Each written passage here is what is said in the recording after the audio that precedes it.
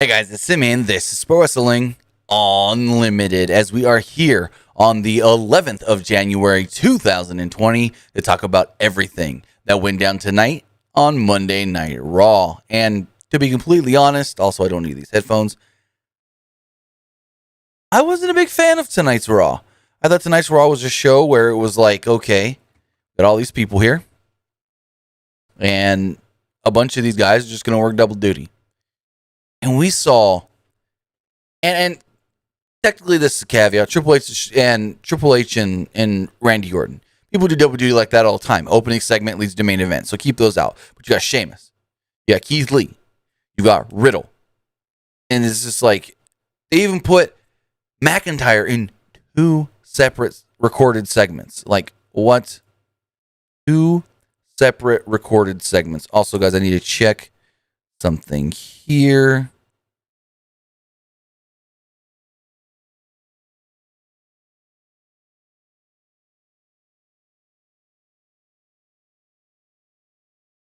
Just see, I'm still testing out the new microphone and stuff, so I'm trying to see how the audio levels sound. So give me 1 second. I need to check something, and then we'll be good to go as I let a number of you guys still file in. But tonight's Monday Night Raw, let me know what you thought in the comments below if you're watching later, in the live chat if you're watching live. And remember, you can be part of the show if you're watching, and, well, you can text right in. Oh, and now it's gone. 510-906-1341. Again, that number is 510-906-1341. Why am I not able to find what I need to find? Here we go. I just need to listen to the stream back really fast just to see how everything's set.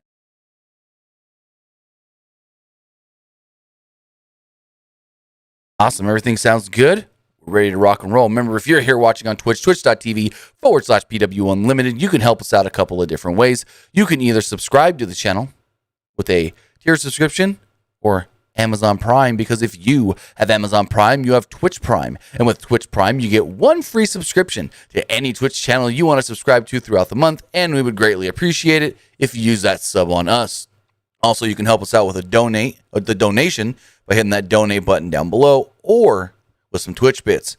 Also, if you're watching on YouTube, youtube.com/Pro Wrestling Unlimited, you can help us out either with a super chat donation. All super chat donations do get read on air, or by becoming a channel member by hitting, well, that join button down below. WWE Fan 34 says it's Prime Gaming. What did I say wrong? Prime Gaming, Amazon Prime, it's all the same. I don't know what I said. They've changed the name like 4 or 5 times on Twitch as far as what it is, so maybe I said the wrong thing for one of the previous names for it. But with that, we got Monday Night Raw to talk about. We got you guys watching on Twitch. We got you guys watching on YouTube. Remember to text in 510-906-1341. Number is in the live chat and scrolling across the bottom of the screen periodically as well. But Raw kicks off with Triple H. Well, actually, no. The show opens with a recap of Randy Orton taunting Big Show, Mark Henry, Ric Flair. Tom Phillips called this all troubling from Legends Night. Triple H enters, and they piped in loud Triple H chants. I'm like, why? Really? Triple H welcomes us to Monday Night Raw, but before he could say anything, he's interrupted by Randy Orton. Orton said that the Office showed up because Drew McIntyre couldn't. Orton said he was supposed to have a big match tonight. Triple H said that they both know that can't happen. Orton knew that Triple H was there to make some sort of an announcement. He thought Triple H may award him the WWE Championship or say he can be the final entrant, like number 30 in the Royal Rumble. Orton thought that must be the announcement. The announcement's going to benefit him in some way. Triple H said that he was in awe watching Orton lately. He was impressed that Orton did what he did what he had to, and set the Fiend on fire. Triple H says he understands everything, but what he didn't understand was Orton punting legends in the head, becoming humiliating, or trying to humiliate them for his own benefit. As a result, Triple H lost the admiration that he once had for Randy Orton. He said Orton's actions make him nothing more than a solidified prick. And Orton goes, you can call me all the names you want. And Orton called himself a legend as well. Orton wondered if the game was even still in there. He said maybe he can take out the King of Kings once and for all. Orton challenged him to a fight. Never said a match, always said a fight. Going forward, Triple H faked saying something. He was like, oh, whoa, I don't know about that. Like, he was like, kind of made it seem like, no, I don't have to do that. And then he went to leave, and Randy goes, oh, you can't do it? Why? Because Steph isn't here to give you your balls out of her purse? And Triple H turns around and goes, well, boom, decks Randy Orton. Just boom, decks him right across the face. Orton goes down, slides out of the ring, goes, I'll take that as a yes. They then cut to the announcers. Didn't say a word about Drew McIntyre. Sarah Schreiber was in the back and she interviewed Charlotte Flair. Charlotte called Lacey classless. She also said that things got heated last week, which is why she snapped on her father. She didn't understand why Schreiber was asking about her dad because her dad's not even here tonight. He's back at home watching on television. Charlotte says she wants to teach Lacey Evans a lesson and teach her how to actually be a lady. Charlotte enters the ring, and then Evans gets interviewed. Evans told Schreiber that she thought Ric Flair was a charming man's man, and anyone would want some of that. She dedicated the match to Rick and blew him a kiss. Before this next match started, they aired a video from Drew McIntyre, I assume taken from his cell phone. He confirmed that he has tested positive for COVID-19 and said that I don't have any symptoms, but this is nothing to take lightly, and I hope nobody ever does. He said that he was proof that anyone can get it and encouraged everyone to practice social distancing, wear your mask, and stay safe. Again, we don't know how Drew McIntyre got it, who he was in contact with that also may have it, if that's maybe somebody else on the roster, and that's not for us to speculate. He's got it. They think he's going to be back in time for Royal Rumble, so there we go. Next up, we had Lacey Evans versus Charlotte Flair in a 12.5-minute match. Also, thank you, I hope I say your name right, Josu Herrera, for the super chat. Really do appreciate that. Charlotte was in control early, but Evans escaped the ring when she attempted the figure 8. At that point, Rick's music would play. Like, for most of this match, nothing fucking happened until Ric Flair's music would play, and he would prance on down to the ring. Charlotte appeared confused. Remember, she said, my dad's at home. About 40 seconds passed as Rick entered. Evans could have been counted out, but she wasn't. She was at ringside waiting for Rick. Then they went to break. Come back. When they returned, Phillips mentioned that tonight was the 28th anniversary of Raw. Okay. Then why wasn't Legends Night tonight instead of last week? Shouldn't you do Legends Night on a big anniversary night? Like, fuck. Dumb. Anyways. Evans briefly took over until Charlotte hit a back suplex. Charlotte followed later with a neck breaker and an exploder suplex. Charlotte hit a natural selection, but Rick put Evans' foot on the ropes. The ref saw it, but didn't see Rick do it, so he stopped the count. He saw the foot. As they battled near the ropes, Rick purposely tripped Charlotte. Evans then fell down on top of Charlotte for the cover, and Rick held Charlotte down as the ref counted 1, 2, 3. And yes, Lacey Evans has defeated Charlotte Flair here. Afterwards, Lacey and Rick basically leave together. I hope we're not getting another Al Wilson, Don Marie. Like, are they doing the whole young girl likes the old guy type of deal? I don't know what this is leading to. Because the weird thing is, WWE fans know that Lacey Evans is married. We've seen her husband and her daughter on television. Anyways, none of this makes sense. This is all stupid. So after the match, Sarah Schreiber tried to interview Lacey Evans and Ric Flair, and they basically just blew her off, seemingly going back to their hotel. Rick gon' get him some. So they recapped McIntyre retaining the championship over Keith Lee last week. Caleb Braxton, take that name in, not Charlie Caruso, just saying, interviews Keith Lee. Before Lee could answer her question, Sheamus would interrupt. Sheamus said, Sheamus had no trouble kicking Lee while he's down. He knew that Lee earned McIntyre's respect. If McIntyre respected Lee, he said, so did he. They were about to shake hands when Miz and Morrison would interrupt. Lee and Sheamus both compared them to Harry and Lloyd from Dumb and Dumber. Miz and Morrison challenged them to a match.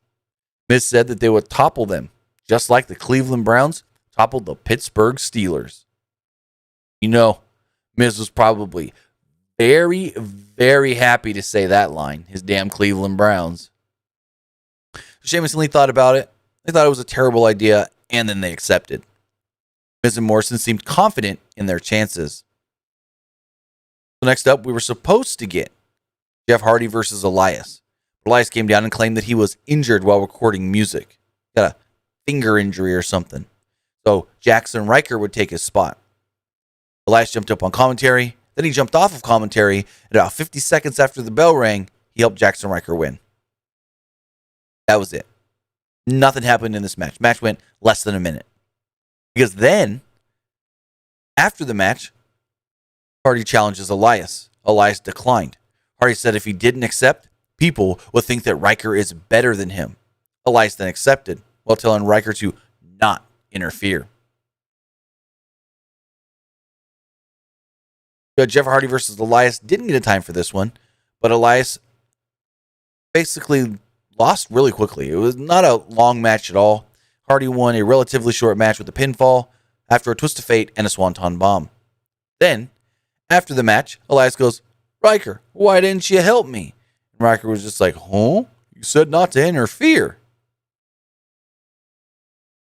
So, going forward, they plugged the quote-unquote Legend Killer Challenge. Randy Orton had challenged Triple H to a fight. And what we got? We have some words. Next up, we had Sheamus and Keith Lee against The Miz and Morrison in a 13-minute match, or roughly 13-minute match. Lee chucked Morrison over the top into Miz. Sheamus knocked them both down with a double clothesline off the apron. Lee drove Morrison into the corner, and then the turnbuckle broke and just popped right off.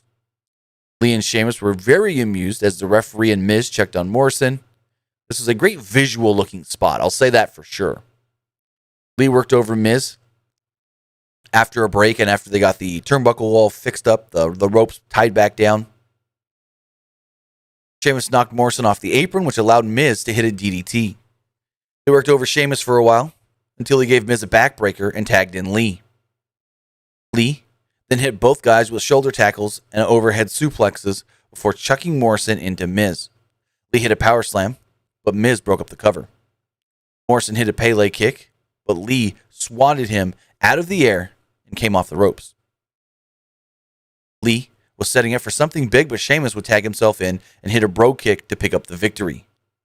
He wasn't, I guess you could say, upset here, and then the two would celebrate afterwards. Like they would celebrate their victory. So, in the back, Sarah Schreiber then asked Triple H about Randy Orton's challenge. Triple H said guys like Flair and Randy's father paved the way for guys like he and Randy needed to understand that. Triple H would then accept the challenge for later on tonight. It would actually be Triple H's first match since 2019. Actually, let me get the actual date.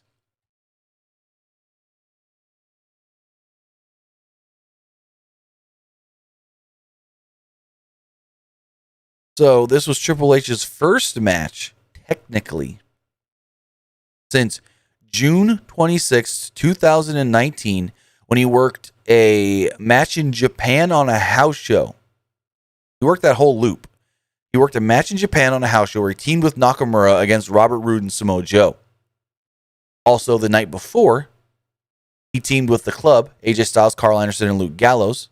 Also, the infamous Japan trip where Triple H convinced Gallows and Anderson to re-sign with WWE. They took on Baron Corbin, Bobby Lashley, Drew McIntyre, and Samoa Joe. But the last televised match for Triple H came on June 7th, 2019 at Super Showdown, where, well, he took on Randy Orton. So his last actual televised match was against Randy Orton. That was 2019. Who accepts the challenge. After the break then, all of a sudden Keith Lee and Sheamus are still in the ring, but now they're all of a sudden arguing. When, right before the break, these two motherfuckers were celebrating together. What happened? The ref then all of a sudden just calls for the bell and a match starts. Like just out of nowhere. And the announcers acknowledged how odd this is. The match goes about 6.5, 7 minutes. They had a nice back and forth match here that Lee won clean with the Spirit Bomb. Like, not much happened in this match. After the match, Lee offered a fist bump, and Sheamus hugged him instead. What the fuck is this bullshit? So, they didn't like each other a few weeks ago. Then, because McIntyre likes Lee and respects Lee, Sheamus respects Lee. So they team together. They celebrate together. Then all of a sudden, they're celebrating, and then they want to fight each other. And then they fight each other, and then they hug. What kind of fucking bullshit sense does this make? This makes no sense whatsoever. At all. Also, WWE fan, you're thinking 2018 because Triple H has had 2 televised matches since that god-awful tag match in Saudi Arabia. That was before the Batista WrestleMania match and, of course, the Super Showdown 2019 Orton match. So you're thinking way too far back. Anyways, what kind of sense does this make for them to even have the match in the first place after they just teamed together and were celebrating, and then Keith Lee wins, and then they hug it out afterwards? Like, oh, nice friendly competition. Fucking stupid. Stupid. And I bet you this is going to lead to nothing. Nothing. Like, you would think this is the setup of something, because Keith Lee got such a decisive victory, but it's probably nothing. We then get a video package of McIntyre retaining his title last week and Goldberg issuing the challenge. We then get a promo from Drew McIntyre. So, McIntyre said that he had a response for Goldberg. McIntyre admitted to being a big Goldberg fan as a kid and loved watching him and was all starstruck when he entered the ring last week. However, that goes to saying, because he didn't expect Goldberg to say what he said. And then he said, never meet your heroes, because Goldberg let him down. He said Goldberg put words in his mouth. McIntyre is a believer in giving respect to get respect. McIntyre said the WWE Championship has always eluded Goldberg, even though, I mean, he's been World Heavyweight Champion in WWE and he's been Universal Champion in WWE, which we are to expect that both of those titles are on the level of the WWE Championship, so whatever. McIntyre didn't want to accept the challenge initially because of the age difference. He said, but his mind changed when Goldberg put hands on him and knocked him down last week. He then accepted and said, not to use your own words against you, but you're next. So, see Riddle talking about pizza and all different kinds of ways that pizza tastes good. And he's talking to Lucha House Party. They wondered if he was hungry. Riddle said pizza was a metaphor for when he beats Bobby Lashley for the U.S. title later. They wished him luck, but told him to watch his back. Riddle was watching. Riddle said watching his own back is physically impossible.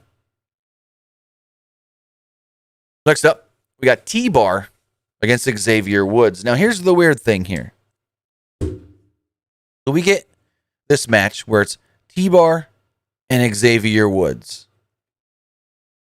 And there's no Kofi Kingston to be seen. So this match starts going, and then they tell us, oh, by the way, there's no Kofi Kingston here. Why is there no Kofi Kingston here? Well, Kofi Kingston has apparently suffered a broken jaw in the last match that they had with the Hurt Business. So that is why Kofi Kingston is not here tonight. They didn't give any other information as far as how long they think Kofi's going to be out, if Kofi's going to need surgery for the broken jaw or whatnot. But Kofi was talking perfectly fine on that damn New Day podcast today. The one they recorded, I want to say last week. So, I don't know what's going on with Kofi Kingston, whether this is a legit or a fake injury. Maybe he asked for time off. I don't know. I'm not going to speculate. But we'll see. We'll see what happens. But Kofi Kingston, currently out right now with what they say is a broken jaw.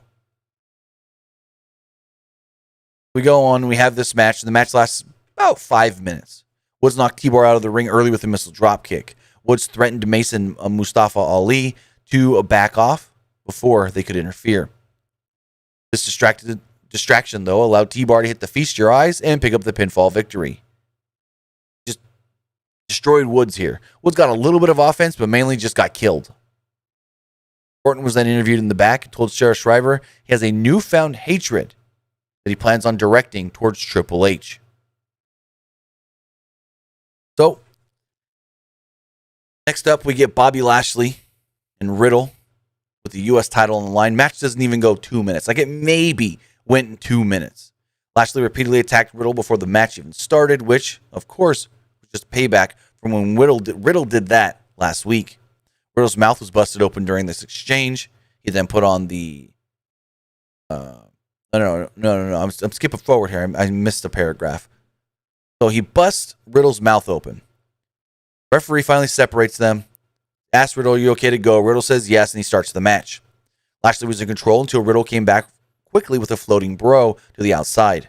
Riddle tried something off the ropes, and I think Lashley was supposed to catch him, but it kind of messed up. Lashley's strength made up for that, and he hoisted Riddle up for a chokeslam. Lashley applied the hurt lock, and Riddle quickly tapped out. Then, Matt Riddle did the whole Jeff Hardy Undertaker spot, where he gets on the mic and he's kind down on his knees, and he's like, "Oh, I'm not quite down.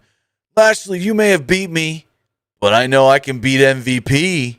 What do you say?" MVP's like, "He wants to fight me? He wants to fight me? Okay, let's go." Then we get Riddle versus MVP. Also want to say thank you to Ruben Rodriguez in the YouTube chat for becoming a channel member. Really do appreciate that. We got Riddle versus MVP. MVP wrestled in his dress clothes because he's out there as a manager, not a wrestler. Riddle knocked down Lashley with a PK and hit MVP with a floating bro. Lashley would then jump in the ring, spear Riddle, and cause a disqualification. Now here's my fucking thing. Riddle lost decisively to Bobby Lashley. But I bet you, boy, howdy anything, this MVP match and the whole DQ is going to lead to another Matt Riddle title shot after getting beat decisively. So that's what WWE does. Lashley and MVP then beat him down before leaving. On Raw, they recapped the angle with Adam Pearce and Roman Reigns and how Adam Pearce will now be challenging for the WWE Championship. No, the Universal Championship at the Royal Rumble. Then in the back, AJ Styles appears with, well, Adam Pearce. AJ told Pearce that, hey, if Roman slips on 2 or 8 banana peels, and Pearce goes, 8? He's like, maybe you could become the WWE champion. And I'm going to win the Royal Rumble, and maybe we could face off at WrestleMania. And then in another thing that didn't make any god-awful sense, Drew Gulak walks up and goes, I want to enter myself into the Royal Rumble. And Adam Pearce goes, no. Like, what do you mean? You can't. He's like, the Royal Rumble only has 30 slots between guys from both Raw and SmackDown, and I can't just have anybody just declaring that they want to be in the match. You have to earn your shot. And Adam Pearce goes, well, honestly, who have you even beat recently? He goes, I got a thumb drive to show you that. And Adam Pearce is like, yeah, we're not doing that.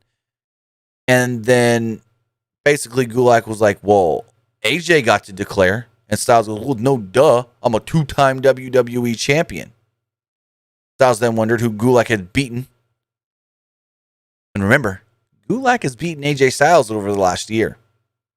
Adam Pearce said, you know what? I'm going to give you the opportunity. You win your match tonight, you can be in the Royal Rumble. And your opponent, AJ Styles. Both of you go get ready. Your match is next. So AJ Styles and Drew Gulak had a 3.5 minute match.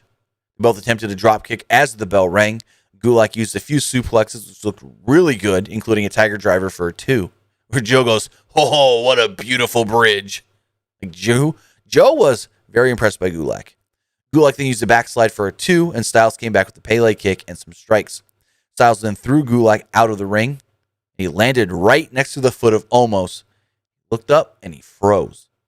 Styles then chucked him back in the ring, hit the phenomenal forearm, and pinned him to pick up the victory. Gulak will not be in the Royal Rumble. We then got a video package about Goldberg and his streak and how he's a monster in the ring. Keith Lee will then approach Triple H. Keith Lee told Triple H that he's always been there for him since he came to WWE. And now he wants to be there for Triple H. He said, "I know I've already worked double duty, but I don't have a problem working 3 matches tonight. I'll take your place if you want me to." Triple H said, "No, I have to do this myself."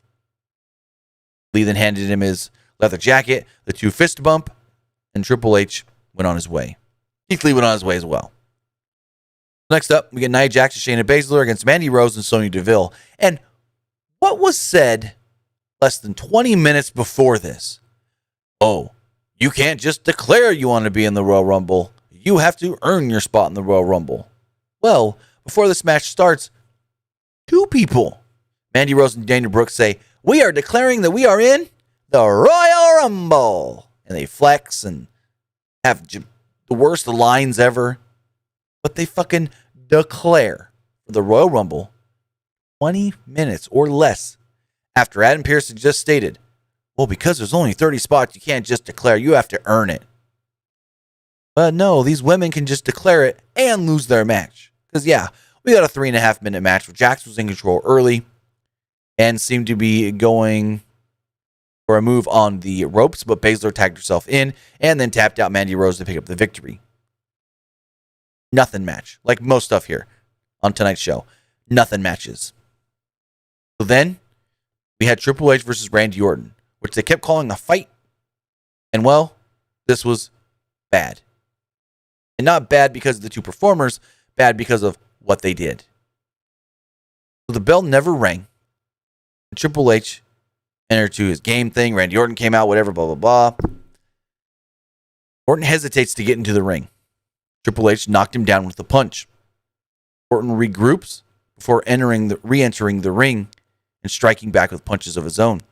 Triple H then came back with a fist to the face of Randy Orton and an uppercut. And when we see Orton, Orton's bleeding out of his cheek, his left cheek. That's my right cheek. Left cheek. Bleeding from his left cheek. Pretty bad. Like so bad that they got to keep the cameras off of Orton for like a whole minute while he gets a towel and wipes all the blood off. Then you see him with the towel. He tries to get rid of the towel and he's still wiping his face like this whatever on his, like this cut or whatever really affected him. Orton poked Triple H in the eye at one point and he tried a back suplex on the announce table, but Triple H blocked and suplexed him on the announce table instead. Triple H would grab a sledgehammer, and this is when they did the whole, we don't want to show Randy because he's trying to wipe the blood off his face and bothered by this, and they finally show Randy. We get a wide shot, and we hear "Kun, kun, kun, kun, kun, kun," and we think, "Oh, the Fiend's coming." So Triple H gets into the ring. He's got a sledgehammer. When he lifts the sledgehammer up, all of a sudden the end is on fire. The lights cut out again. They come back. The lights are like a purplish pink. Triple H is gone. Just vanished. Orton gets his wits about himself, tries to stand up, and there's Alexa Bliss. Alexa's just standing there. Her hands on her chin. She then throws a fireball at the face of Randy Orton. And Orton sells it like he's blind. Like it hit him right in the face, and he's blinded. He's like, oh, selling, the whatever, the fireball. And Orton, and Caleb, Byron Saxton says, "I hope Randy Orton isn't blinded by this." Orton sells it a little more before we go off the air. And that, ladies and gentlemen, was Monday Night Raw. Remember, you can be part of tonight's show. All you got to do is text in to 510-906-1341. Again, that number is 510-906-1341. I myself didn't particularly like tonight's Raw. But let's see what you guys said. This person says, if Bianca Belair wins the Women's Royal Rumble, who would you rather see her face, Asuka or Sasha? Probably Sasha. Person said, have you heard when Samoa Joe is coming back? No. I heard that Joe may have already been cleared, but that Vince likes him way too much as an announcer. Vince thinks he's the best announcer in the company, which I think Wade Barrett is. And Joe's like, right? Like, if Wade Barrett's the best, Joe is like right here, barely right under him. But Vince adores, from what I've heard, Samoa Joe as an announcer. Just thinks he's super good. Person says, if Drew doesn't make the Rumble, do you think they hold the match off till WrestleMania as the marquee match at Mania? I honestly don't know. They're under the assumption that Drew's got no symptoms. Drew quarantined for 2 weeks. Drew come back in time for Rumble. That's what they're under the assumption of. So right now, all we think is Rumble match is on. And we'll go from there. I haven't heard any other plans because they don't have any other plans. But with that, guys, I want to say thank you for joining me here tonight to talk about Monday Night Raw. Again, I didn't particularly like this show. The sentiment on Twitter was that many people also didn't like this show, so we'll go with that. That most people did not like tonight's Monday Night Raw. But remember, you can follow us right here, twitch.tv/PWU Unlimited. Follow us on YouTube, youtube.com/Pro Wrestling Unlimited. Follow us on social media, facebook.com/Pro Wrestling ULTD. Follow us on Instagram by searching for Pro Wrestling Unlimited. And follow us on Twitter at PW Unlimited. So with that, guys, have a great night. We'll be back again on Wednesday to talk about AEW New Year's Smash Night 2 and NXT as they're kicking off the Dusty Rhodes Tag Team Classic. So with that, guys, have a great night, and I'll see you next time.